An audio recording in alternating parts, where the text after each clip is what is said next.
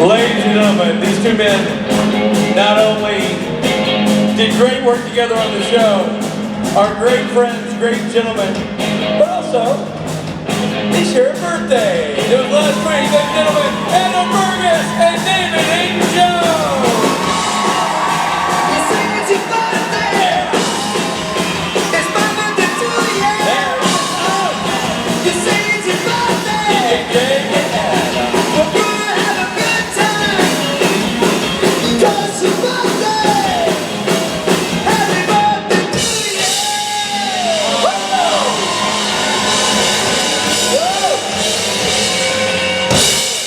Brilliant. Thank you very much. So boys, How you doing? Jersey. I brought Tony Soprano back from the dead. everybody's been asking me what there's up to catch things doing. Apparently he's deep undercover in New Jersey taking out the trash. I'm just me. Hi. What's going on, Jersey? I've never been to New Jersey before in my entire life, and I gotta say, I know. Thanks guys. Thank you. It's been how amazing. do we actually have anybody from Jersey here? Represent. I don't think. I forgot to thank Live Swain. Can we have a big round of applause for the boys? Amazing. Thank you. So good. And I gotta say, it is fun to see my B-Mole brother back on stage with me. I've been going Han Solo for the last three, but the Irishman is back. I was just saying, I was on a meeting there, I was just saying that, you know, we get into this business to act, and then when you go and you do what you love for a job, you start missing this a lot more. You start missing hanging out with your buddies and hanging out with you guys, and that's not a word of a lie. Yes, it's nice to be able to talk about oneself all the time on stage, but it's also this community that it's like a drug. It's like, it's amazing. And, The SBN family is pretty amazing. Give yourselves a round of applause. And you know what's fun for me, Adam, now? It's like, I feel like I've done enough of these now that I'm seeing people and starting to know people's names. It's like, hey, there's Cousin Alice. There's Cousin Claire. It's just like, it's so great. Cousin Claire? She's more like a sister, I think, at this point. Claire, you here? She's making her She's way. not even here. That's typical sister behavior. They don't turn up for your birthday. They don't turn up for Christmas. Will we take a question? Hey, Adam, what do you think? Should we take some questions from the audience? Well, I don't know, baby. Let's do it. Okay. You first. Who do we have? Hello. Hello. My name is Tova. Tova. Tova with a V. Yes. Hiya, Tova. Hi. I'm the girl who asked you to use my hair as a mustache in the photo ops. How did it turn out? Great. Oh, awesome. Good. Can I just say the photo ops today were bloody fun, weren't Off they? the hook. Great ideas today. They So were, much we fun. had some real. I did a perverted thing at one point, kind of a stalkery, kind of creepy guy. Just being you, basically, I was showing just up. being myself. Showing up as Adam I Fergus. broke into character. Yeah. Sorry, Tova. Beautiful name, by the way. Thank you. And beautiful mustache. Thank you. Hair. So my question is, I am still incredibly pissed off that we never saw Sam's reaction to Kedge killing Magda. And I want to know how you think he'd react if you told him. So Sam's reaction to me killing Magda, but not me, Catch, not David Haydn-Jones. Very different people, folks. Well, I'm very interested to see. I don't know if they'll ever go that far back, because Sam with that soft heart, but I think they're toughening him up a bit too, don't you think? Don't you think he's getting a little bit harder, especially at the end of season 12 when he's, you know, rallying the troops and stuff like that, or in the season 13. I mean, you're seeing him get like way more of a Dean-esque sort of energy, I guess. He's not as He's smoky. Sweet, like, you know, sweet and seeing all the gray and all the nuance. I think that would make him really, really angry, don't you? Yeah, I think think it might so. kill your character off. Yeah. Well, I'd love to see that. Wouldn't that be interesting to see Sam smoke Catch in season 14? Yes. There's only one person I'd like to kill Catch me more than Sam. No, I would love for Mitch Davis to Mitch come. Davis. With his Peaky Blinders hat. Maybe I'll fucking peek. Yeah. I would definitely like to see you like as a ghost, some like weird ghost from like a Dickensian ghost with chains. I think the entire Warner Brothers family have blocked me on all forms of social media for all the begging I've been doing. Lisa, can I have some more? More? Thank you for your question, Thanks, Toma. Nova. Thank you. Thank you for your hair. Hi there. It's really hard to see you today, by the way. Just so you know, like it's really hard, but we'll try. Hi, buddy. Hey, what's up? How you doing? This is actually for you, by the way. Okay. I want to ask you about your State Farm commercial. I've seen it Oh. like 1,000 times. Some people watch football, apparently. Yeah, like a lot. Apparently, there's Americans who watch football, Adam. News, this just in. It's not football. It's throwball. Yeah, that's right. Yeah. Sorry. Back to you. I just want to know what it was like for you to do a commercial versus doing a TV show, and what it was like working with Aaron Rodgers. Yeah. Oh, what a hero. So the question, yeah. By the way, did you see that game 1 where the Packers? I don't know if you're a Packers fan, but if you watch. God. Oh, okay.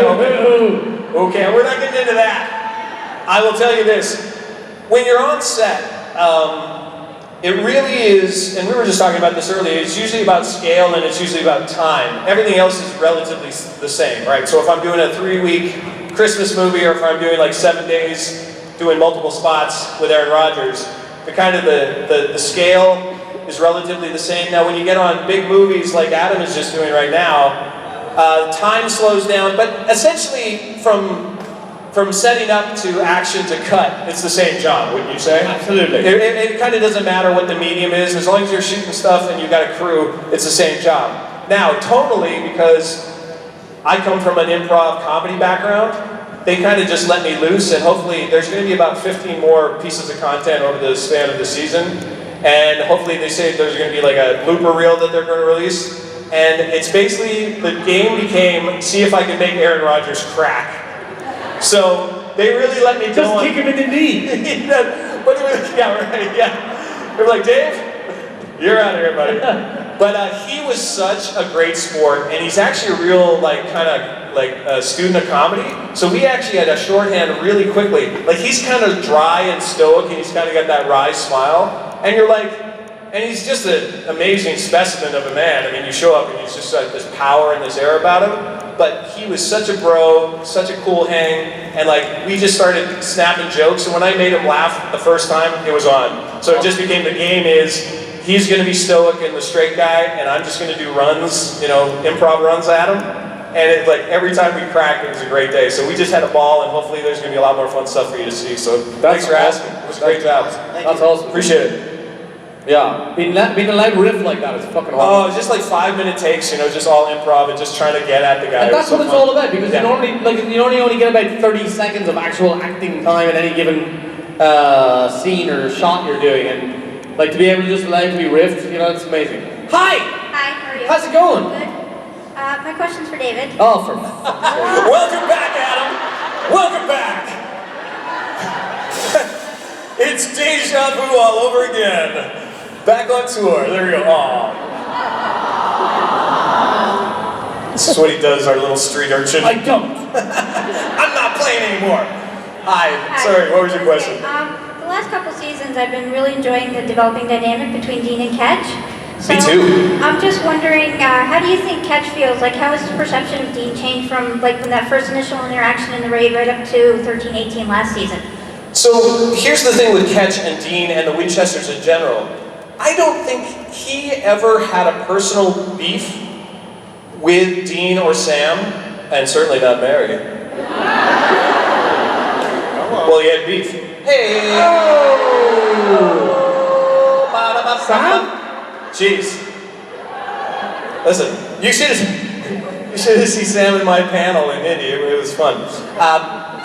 To answer your question, though, the only time Ketch actually got personal with those guys was when he was listening in on them, and they were making fun of him, and then you see Ketch's sweet little feelings get hurt.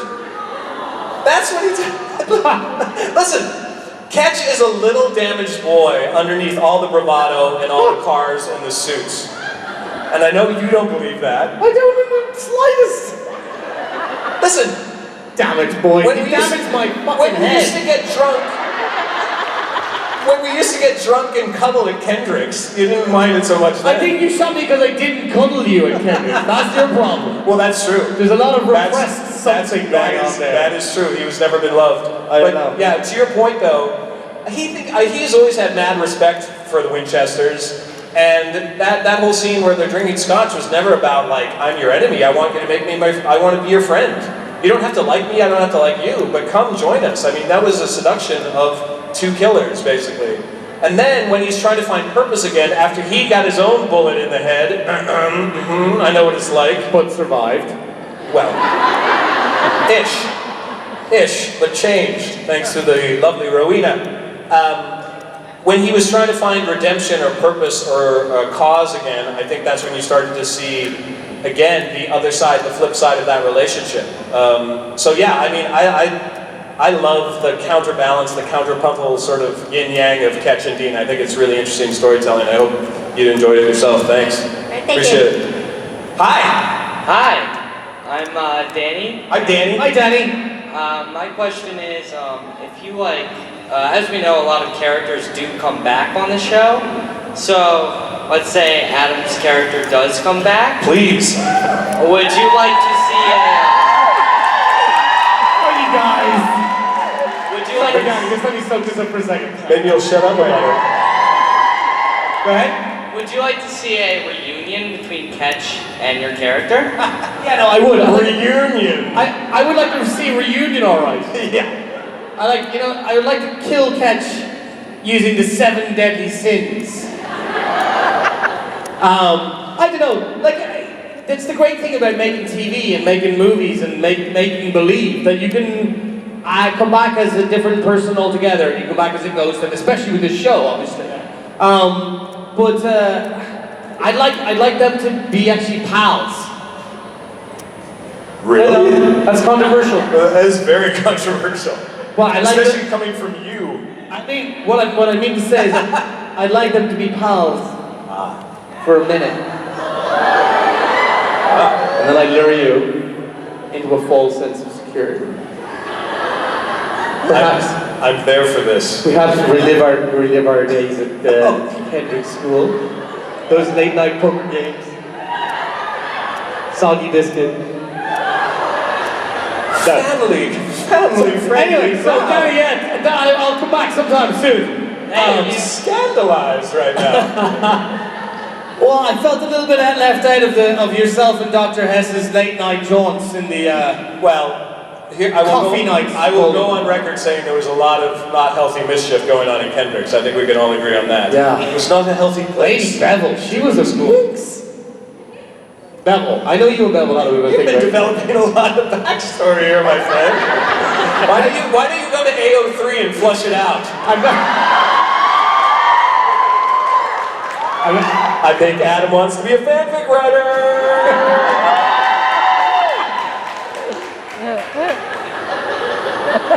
I've had a lot of time in my hands. Oh! Okay. Thank you, Danny. Thank you, buddy. Hi. We all learned a lot about Adam Fergus today. Woo! He's back, baby. The night is just young. It's been Hello. too long. How are you? Is it tomorrow? Yes, it's tomorrow. Hi. I can't Hi see guys. you. I know, lighting up there sucks. How you doing? Good, really happy to be here. I'm so glad to see you. Just because of your tweet. It's literally the only reason I made it work. Yes. You see, I make money from creation. Is this cousin Kamara? Is this Yeah. Kamara right here? Cousin Kamara's here. Yeah, I guess. Number 3. How you doing? Great. Okay, me too. That's good. How's the chat going, guys? Come on, go ahead. Don't mind him. He's so rude. I love you both, but I'm still Team Adam. Say? I said, I love you both, but I'm still Team Adam. Yes. You see, we have one here in the whole building. Oh, no. I'm Team Adam. David said he was Team No, Adam it's in Team Nashville. me. It's ridiculous. What are we saying? David said he was Team Adam in Nashville. I think he was teaming Adam in Nashville, really, he was. He was on my back, literally. Yeah. Yep. Ah. Okay, my question is, what do you guys think your, Flashpoint universe would be, if that makes sense to you? If you watch DC, in Flash, his Flashpoint universe is when he goes back and saves his mom from being killed. So, some decision that was made in your childhood or young adulthood that would completely have changed your life? In real life or as a character? In real life. Wow. Both, if you want, yeah. In real life? Real life. Oh gosh. We went deep, Mara. Nice. You're meaning like those sliding doors moments in a person's life where like their life would have been very different if it hadn't been for this certain thing? Yeah. I was very lonely and alone, living in a very small rural town in northern Alberta, Canada, and yeah, all one of you. And that's fair. That's basically the population up there at that time. It was 2. And it was, I was like an emo teenager, and I was like, had colorful hair, and I was like Flock of Seagulls, and you know, like Cure, listening to Cure, like crying, like drawing in my journal, all lonely. Thank God there was no social media back then. Thank God there was only 2 people there. Well, I made up friends. I drew them, and then pasted them on my wall, and I talked to them. But anyways, getting to the flashpoint of my sadness, there wasn't a lot of outlet for creativity or art when I was up there. It was sort of like, you know, you're on your own. Then when my folks moved to Calgary, Alberta, for my last year and a half of high school, that's when I became my first professional gig as a singer-dancer at a place called Callaway Park, which was basically, I was an amusement park singer-dancer at the parks. That was my first job at 15. And I'll tell you what, that is a flashpoint because I was like, they're paying me for this? More, please! Yeah, and then that's literally what sent me off on a career in film and TV and theater. Was that literally changing to a city where I could actually, you know, express myself and sing and dance and be a goofball. That's pretty cool. And I became an actor that summer. I don't know if, it's a good question, but I don't know if there's anything I would change. I've always thought that I would, my dad, when I finished school, I told my dad I want to be an actor. My dad says, you do you? Good luck with that. Or if you want to go to proper college, I'll give you some money and you can go to proper college. So he basically blackmailed me, bribed me, whatever you want. But I always figured so I never studied professional acting. I never studied to be a professional actor, and I just learned as I got jobs, and I started doing theater, and I learned on the job.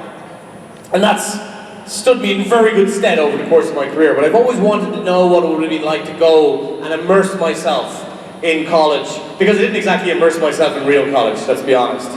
But the interesting thing about your question is that I did a TV show in Canada years ago called Being Erica, and that was kind of the reason that was kind of the main, one of the main plot points was the doctor gave all the my character and the lead character, That's where Erica. I got the question. Sorry? That's where I got the question. Okay, cool. So basically, it was a show where the doctor is like a psychiatrist that gives you the ability to go back into your past and change your regrets, any regrets you have had over the course of your life, that is monumental moments in your life. And although it didn't have the butterfly effect that would go on and change the rest of the world, they kind of cheated that part out, and thankfully.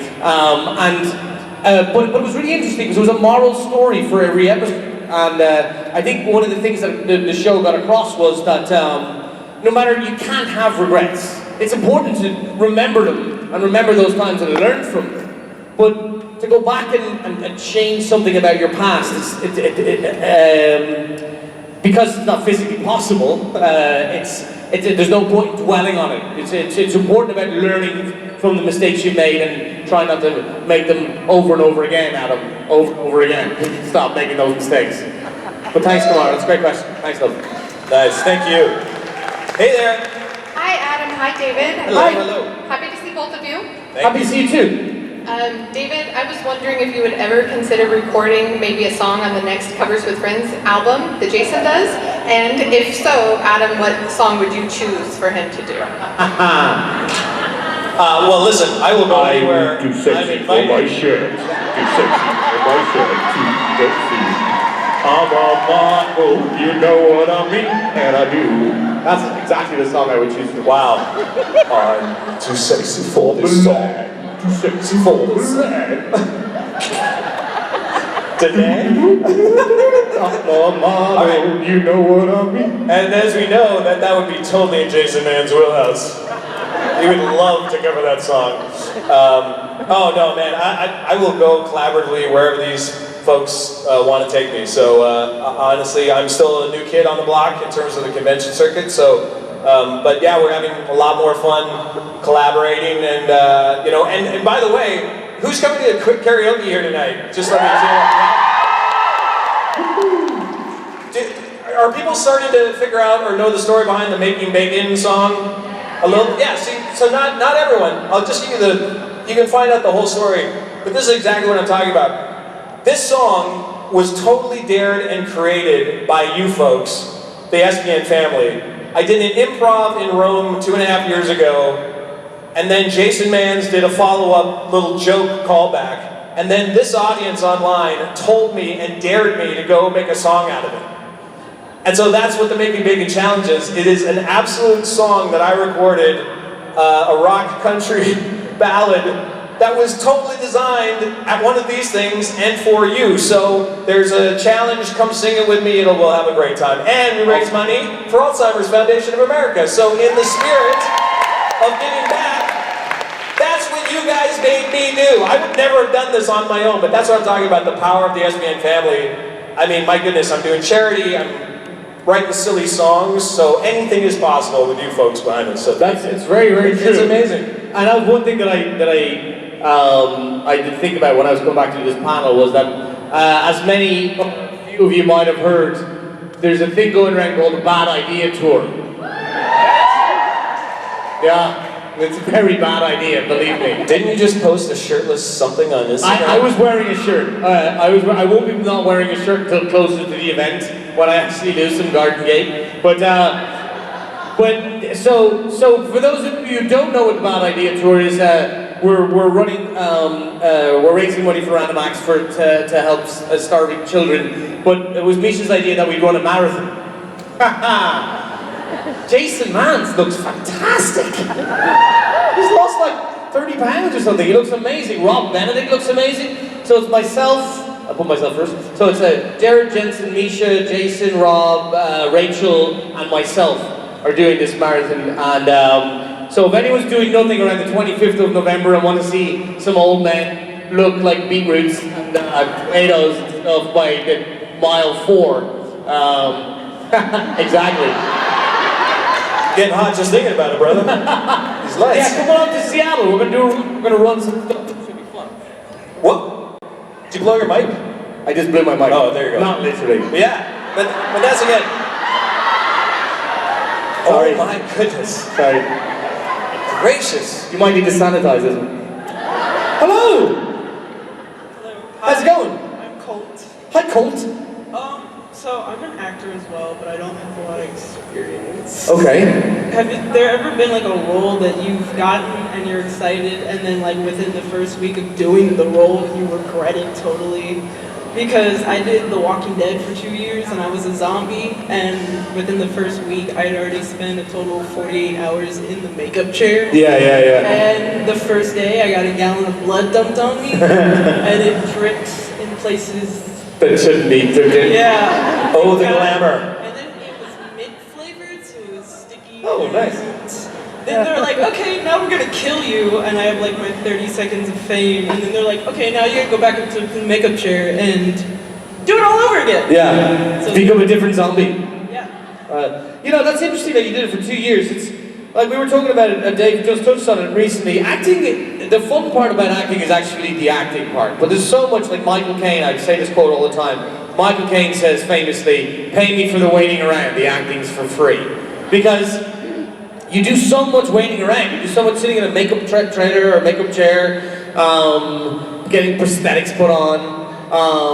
But there's never, to answer your question, there's never been a role that I've done that I've regretted. I think the thing about, you watch, if you see someone playing, Anthony Hopkins playing Hannibal Lecter, or think of it like, I don't know, any bad guy that plays a bad guy, they'll never say, I fucking hated that guy. So you gotta find something within whatever you're doing on, and this is a really good exercise for something even getting killed as a zombie 18 times on The Walking Dead. You find something within yourself, find something that you can make sense of why you're in that present moment in time. And I think that's where you get that's where I get the enjoyment out of it anyway. You know, yeah. Well, I mean, also, I mean, it's kind of a metaphor for life too. It's like how you approach the work is how you approach life, right? Like, you're going to have bad days. The practice of gratitude and being in the moment is like trying to find the thing that's good today. And that's hard. That's really hard some days. And the same thing on sets. Now, to be fair though, theater, if you're a theater person where you don't get paid as well, that's the purest form of acting,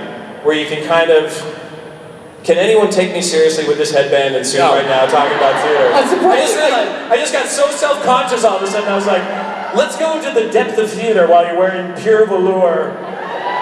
You're dressed as Cookie Monster with a headband. But seriously, like, theater is probably the purest form, and I would argue the most satisfying form. For sure. Right? And you're not waiting around, you have half an hour prep or whatever, and then you just go and you're out the gates. But the problem with it is, in this economy, there's not a ton of ways to make theater. So sometimes you do an art gig for yourself and that fills your soul, and other times you just roll around in the mud and get blood dumped on you, and you get your paycheck, and then you just try to find that thing that works for you. But this whole notion of regret, I think, too, is you gotta just own your whole story, and then, like you said, you gotta learn your lessons and hopefully get those lessons and keep going forward. And the thing about it is, yeah, that's a good question. And the thing about it is, you could do a play with 3 people here this afternoon. You buy 3 copies of Speed the Plow, or something that really moves you as a piece of theater. And that's acting. That's what it's all about. That's what, you know, that's as much fun doing that with your friends as you'll ever get on any film set. Okay, you'll work with some stars, or you might, but the actual learning something and giving it your all, you can do it for free. And that's the thing, Adam, too. Like, this generation, they want to start out in acting. I wouldn't worry about going to school just yet for it. You got iPhones and editing software.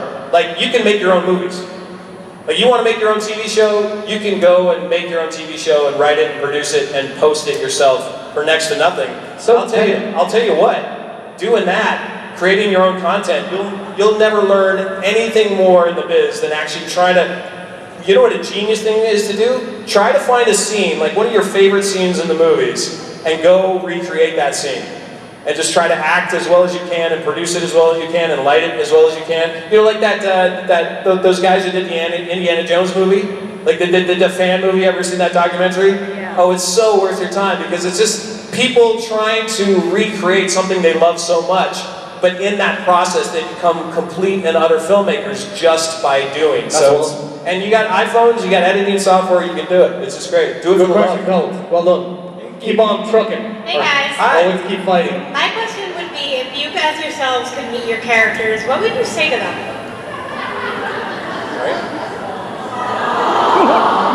If I met my character, I would be like, hello, Mr. Ketch, please don't kill me. I'd be like, man up, Mick, for fuck's sake! Look behind you! It's good advice. Sage advice for the world. Thank you. Thank you. Thank you, love. Good question. Hello! Hi, my name's Holly. Hiya, Holly. I just want to say first, Adam, I love your accents. Oh, thank you so much. I told thanks to my mother. It was left to my own device to be talking like that. It would now, you know, even heard a word I'd say, because it all speaks like go up and down. But my mum beat me up as a kid to snap that out of me. Why do I crave Lucky Charms right now? I'm pretty sure they're in the hotel. I almost liked you for about fucking 30 minutes. Alright, so my real question is, if you guys could recast yourselves in any role in any TV or film ever made, who would you choose to be and why? Oh my god. Han Solo, Star Wars. I mean, like, no-brainer for me. Like, that's my hero. That's my hero. Yeah, he's my hero too. Fuck, that he just killed me. Go for Indiana Jones. Take that one. Well, hey, come on. Perfect opportunity for a plug right here. Can I plug my friend right now? He's working on. Can we talk about it? Yeah. He's working with Harrison Ford right now. And he told me that I would have been a better Han Solo than David Haydn-Jones. I'm just saying. No, but it's funny because he is my ultimate hero and I'm getting to work with him, it's fantastic, but there's another guy I'm working with at the moment, and this is answering a question called Bradley Whitford. Fangirl, right here, or fanboy, whatever you want to call it. Like, I was just, my jaw hit the floor when I knew I was doing scenes with him. And I'm a massive West Wing fan. I'd love to work with Aaron Sorkin before above anybody else in the world. I love dialogue, I love politics, and I'm completely engaged, and I was literally just listening to everything he said like that. But I would like to have played Sam Seaborn in the West Wing. I'd like to play Rob Lowe's character in the West Wing, because I would have liked to work more with Bradley Whitford. Not that I don't love Rob Lowe, I love Rob Lowe. But, has anyone seen the West Wing? Sam Seaborn is one of the coolest men on the planet. And yeah, that's a super question. And I've got maybe a list of 20 or 30 other characters that I'd love to have played as well. But yeah, Sam Seaborn, West Wing for me. Thank you Thanks, so Holly. much. Awesome. Hi.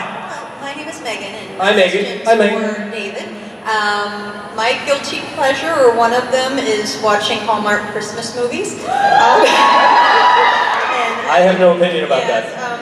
And yeah, I obviously saw you one there before Supernatural because one came first. Oh, is that right? Okay. Yes, so, that was my recognition. I was like, he was on Christmas movie. So what was your favorite thing about filming the Christmas movies, and do you have any upcoming this year that will be? I don't have a new Christmas movie. I have a new romantic comedy with Jodie Sweetin. Does anyone know who Jodie Sweetin is? Nice. And again, just a sweet romantic comedy kind of thing. One of the things I love about them, I mean, obviously they're formulaic to some degree, and the scripts are. They're feel good. They're feel good, right? They're holiday movies. It's like a warm hug. But I like, and that's what I was really curious when I entered this fandom,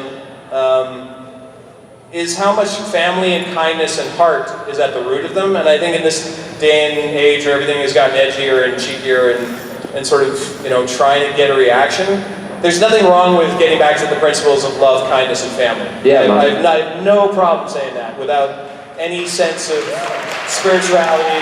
No, I agree. I mean, we are living in pretty caustic times, and we see if you turn on the news, and to make something that makes people feel good, I have no problem with whatsoever. So that's, from my heart and from my love, to just get behind falling in love with someone is a beautiful thing to do. All of my co-stars have been amazing. The other thing I really like about him, though, is what you said, and what it ties into the other question, which is about, oh, well, people could judge it. You're like, oh, you're in such a cheesy Christmas movie. How stupid, whatever. Lame. And you're like, guess what? Yeah, there's not everybody's cup of tea. That's fine. We're allowed to all have taste. We don't have to like things. But what I like about him as an actor is you get these scripts, and they're not the most rich, deep acting scripts. My cookie baking competition, where I try to figure out who stole my cookie recipe. Where is he with me? Where's Catch? I could do my excuse me. This chick stole my cookie recipe, man. How much is it going to cost? Very different movie. But make a long story short, we shoot them in 3 weeks, so it's a very fast shooting schedule. We're doing 8.5 pages a day, whereas on a big feature, you're doing maybe a page a day. So just think of that scale. I see them as summer stock, kind of in theater. You have to really come with your homework done. You have to really try to make it real for yourself. And that is challenging sometimes with some of the dialogue. So I come with my improvisational sensibility and collaboration.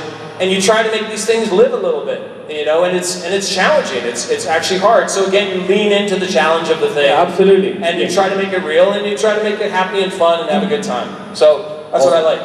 Awesome, man. And hopefully it comes through. So thank you. Yes, it will. Hello. Hi. Sorry. Oh, you want David over here? Is that what you're saying? My question's for David. I can come back to you if you want me. No. Are you sure? Okay, let's go. Ask him my way. Here's the hook. You go. I have a question for you, David. Is it for who? Is it for David or for me? It's for David. Fuck's sake. I'm just gonna sit down over here, okay? Go ahead, ask the question. Woo! Get off! I love you too, Adam. How did it feel for Ketch to get shot in the face? Oh yeah, I want to know this one. How does it feel? How does it feel? What? Well, was the question, how does it feel to get shot in the face? Hold on a second, let me, on the TV Thank show. goodness I really don't know. Otherwise, this would be really creepy. Wait a second, didn't Haydn-Jones get shot in the face? Right in the eyeball? He's looking pretty put together for a guy with no brain. It was, you know, I said this to Adam, it's never fun to die on TV because that means you're unemployed. So, I mean, that's the practical truth of the matter. I mean, I like texted you right away. I was like, dude, I'm so sorry. I'm so sorry. I'm very Canadian. Even yeah, you're like, I'll never speak to you again. That was fun though. It was. I mean, that's the thing. You got to lean into the story, and it was like it really was an impactful moment in season 12 for so many people. You know. It was a goodbye. You know, I got shot. Here's the worst thing actually about getting shot in the head is when it's not your last day. Yes. Right? It's same with you. Because you're like, okay, I'm dead on the show. You have no sense you're ever gonna come back. And you're like, okay, this is the end of a great run, it's over. But then they don't plan it on your last day. So it's like your first day of the episode, you're like, okay, you're dead. And you have to come back to work, you're like, hey guys, I remember that big dramatic fight scene? Yeah. And now I gotta super duper. Yeah. And then I gotta shoot all the rest of the thing knowing that I'm dead. You know, that's the hardest part of getting shot in the head, wouldn't you say? Yeah. No, apart from the bullet, it's pretty hard too. They used the real bullet on your head? That's why it was so believable. Good question, thank you. Great question, thanks so much. Hi. Yeah, Hi. thanks. My question, hi, I'm Joe. Hi, Joe. My question is, how would it be if you were to go back into AU world, find Mick, and then both of you came back and met up with the Winchesters? I wonder how that dynamic would go. Let's feel this out for Yeah. Okay, nice. Improv set. If Ketch went back to the AU to go get alternative... Okay, let's act it out. Here I am, I'm dead. No, I mean, but what would Mick's reaction be as well? You're dead here. You're dead? In the alternate universe as well? No. Oh, I guess that's all set. Listen, pick. He's already dead. In AU world? I know, that's sort of, you're alive. I'm not dead, man, I'm just taking a ring. I'm just having a relax. I like just suddenly become. Oh, you're southern in AU, I like that. Hello.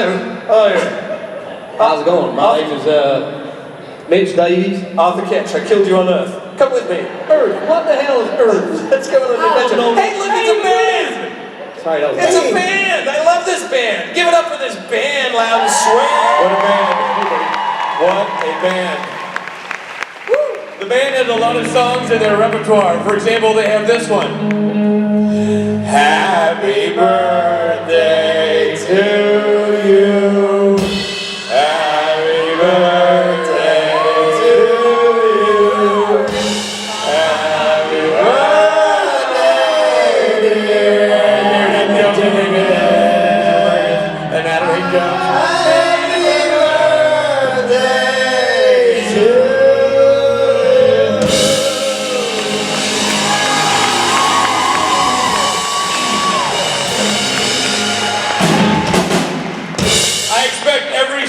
Bite of those cakes to be eaten. Blow the candles. Come on now, blow the candles. Yay! So glad you didn't do that. I really thought you were going to. Ladies and gentlemen, Adam, Chris, and David. You see the night karaoke. It's my birthday to you. That was not Robert. It's not your birthday. It's your birthday. No, I didn't.